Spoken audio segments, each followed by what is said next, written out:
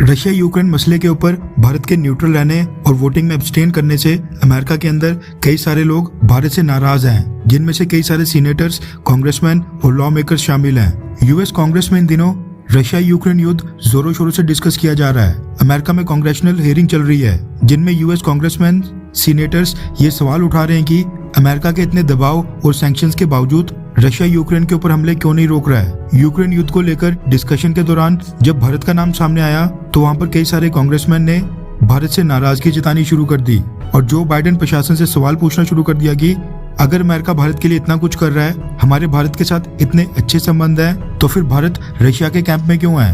भारत क्यों इस मुद्दे के ऊपर चाइना और रशिया का साथ दे रहा है? कई यूएस लॉ मेकर्स तो ऐसे भी थे जिन्होंने ये मुद्दा भी उठाया कि जब चाइना भारत के खिलाफ एग्रेशन दिखा रहा था रिसेंट वाले और 1962 में भी, दोनों टाइम रशिया ने भारत की मदद नहीं की थी। दोनों ही टाइम अमेरिका भारत की मदद के लिए आगे आया था। फिर क्यों रशिया का साथ दे रहा है भारत? एक कांग्रेसमैन ने तो भारत के वोटिंग के दौरान एब्सटेन करने को शॉकिंग और अननेचुरल करार दे दिया और कहा कि नरेंद्र मोदी को अमेरिका को सपोर्ट करना चाहिए, ना कि एक महापापी व्लादिमीर पुतिन को।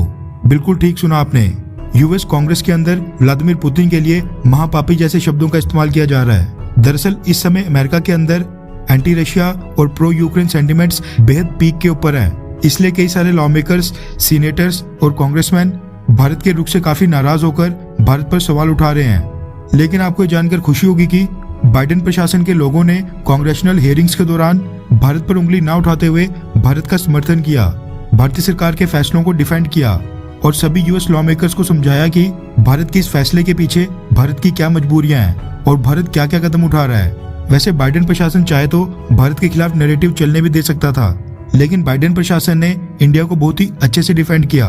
रेफरेंस के लिए आपकी स्क्रीन के ऊपर द टाइम्स ऑफ इंडिया के आर्टिकल का स्क्रीनशॉट है, जिसके मुताबिक रशिया यूक्रेन मसले के ऊपर भारत के क्रिटिसिज्म के बीच, यानी भारत की आलोचना होने पर बाइडेन प्रशासन के अधिकारियों ने भारत के लिए बैटिंग की, यानी एक तरह से भारत का समर्थन किया। बाइडेन एडमिनिस्ट्रेशन में assistant secretary of defence for Indo Pacific security affairs Ely Ratner, जो पेंटागन के अधिकारी हैं, उन्होंने हाउस के मेंबर्स को बताया कि भारत की रशिया के साथ बहुत ही कॉम्प्लिकेटेड हिस्ट्री और रिलेशनशिप रहे हैं, यानी भारत और रशिया के बीच ऐतिहासिक रिश्ते रहे हैं जितने अमेरिका के साथ नहीं थे। लेकिन खुशी की बात है कि भारत अब अपने आर्म परचेजेस यानी हथियारों की डील्स को डाइवर्सिफाई भी कर रहा है और अपनी स्वदेशी डिफेंस इंडस्ट्री की इंडिजिनाइजेशन यानी स्वदेशीकरण करने के लिए भी कमिटेड है। मतलब कि भारत रशिया के हथियारों के ऊपर से अपनी निर्भरता को कम करने के लिए लगातार कोशिशें कर रहा है और स्वदेशी हथियार बनाने की कोशिश में लगा है। एली राटनर ने आगे कहा कि भारत के इन प्रयासों को हमें अप्रिशिएट करना चाहिए, यानी उनकी सराहना करनी चाहिए।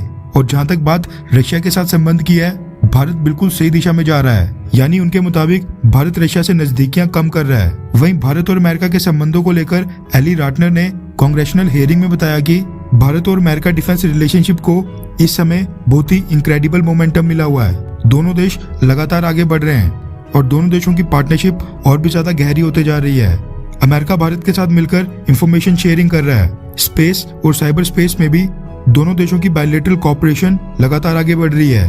एली राटनर ने कांग्रेशनल हियरिंग के दौरान भारत को अच्छे से डिफेंड किया और यूएस लॉ मेकर्स को विश्वास दिलाया कि भारत रशिया के ऊपर से अपनी निर्भरता को कम कर रहा है और अमेरिका के करीब आ रहा है और यूक्रेन विवाद के ऊपर जो भारत का स्टैंड है उसके पीछे कुछ मजबूरियां हैं जिनको धीरे धीरे से दूर किया जा रहा है। खैर, क्या आपको भी लगता है कि हम क्या रशिया से धीरे धीरे दूर जा रहे हैं? हाँ या फिर ना?